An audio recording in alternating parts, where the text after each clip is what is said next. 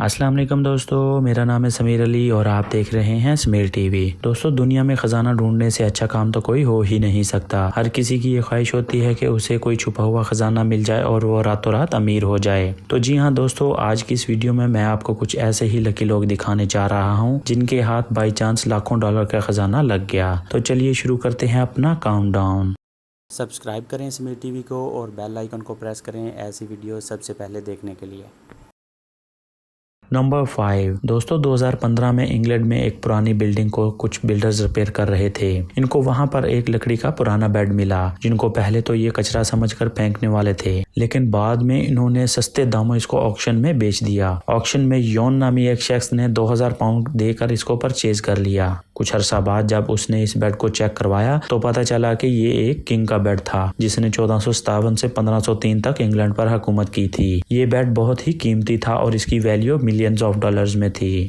Number 4 دوستو، بہت سے بینک ایسے ہوتے ہیں جو سروائیو نہیں کر پاتے اور ڈیفالٹ کر جاتے ہیں۔ ڈیفالٹ کرنے کے بعد بینک کو بند کر دیا جاتا ہے اور آپ تو جانتے ہی ہیں جہاں بینک ہوتے ہیں وہاں لاکرز تو ہوتے ہی ہیں۔ بہت سے لوگ بینک دیوالیہ ہونے پہ اپنے لاکر سے قیمتی چیزیں لے جاتے ہیں، لیکن کچھ ایسے بھی ہوتے ہیں جو اپنا سامان لے جانے کے لیے زندہ ہی نہیں رہتے۔ کچھ ایسا ہی اس ویڈیو میں ہوا۔ ایک شخص نے ہوٹل بنانے کے لیے ایک بلڈنگ رینٹ پہ لی جو لکیلی ایک ڈیفالٹ کیا ہوا بینک تھا۔ انہوں نے وہاں ایک ریسٹورینٹ بنانا تھا۔ جب وہاں رینوویشن کا کام چل رہا تھا تو ان کو وہاں کچھ لاکرز میں باکسز ملے جن کو اوپن نہیں کیا گیا تھا۔ جب ان لاکرز میں موجود باکسز کو کھولا گیا تو اس میں موجود ڈھیر سارا سونا، پیسے اور بہت سی قیمتی جیولری تھی۔ ان سب کی قیمت 1 ملین پاؤنڈ سے بھی زیادہ تھی۔ نمبر 3 دوستو، ایک دفعہ ایک فارمر کی ویڈنگ رنگ گم ہو گئی۔ وہ فارمر اپنی رنگ ڈھونڈنے کے لیے ایک دوست کے ساتھ میٹل ڈیٹیکٹر لے کر فصلوں میں چلا گیا۔ کافی ٹائم سپینڈ کرنے کے بعد ان کو وہ رنگ نہیں ملی، لیکن لکیلی ان کو وہ رنگ ڈھونڈتے ہوئے کافی سارے سونے کے سکے مل گئے۔ ان سکوں کی قیمت 2 لاکھ پاؤنڈ سے بھی زیادہ تھی جن کو بعد میں ان دوستوں نے بیچ کر پیسے 50-50 کر لیے۔ یہ دونوں تو سچ میں بہت زیادہ لکی تھے۔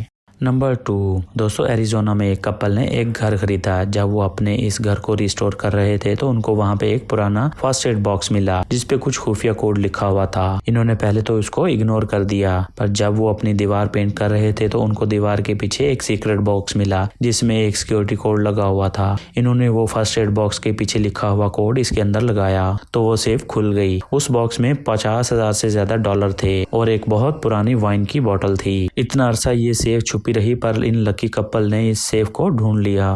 نمبر 1 دوستو، 1950 میں پولینڈ کے اندر کچھ ورکر اپنا کام کر رہے تھے۔ ان کو وہاں کھدائی کرتے وقت ایک تجوری ملی۔ جب اس تجوری کو کھولا گیا تو اس میں بہت سی قیمتی چیزیں موجود تھیں جس میں سونا، زیور اور بہت سے قیمتی سٹون تھے۔ جب اس کی تحقیق کی گئی تو پتہ چلا کہ یہ خزانہ 14ویں صدی کا ہے اور یہ ایک کنگ کا تھا جس نے اپنے خزانچی کو چھپانے کے لیے دیا تھا، لیکن اس کی ڈیتھ ہونے کی وجہ سے کوئی بھی اس خزانے کے بارے میں نہیں جانتا تھا۔ لیکن ان لکی ورکرز کو یہ خزانہ مل گیا جن کی ویلیو $100 ملین سے بھی زیادہ تھی۔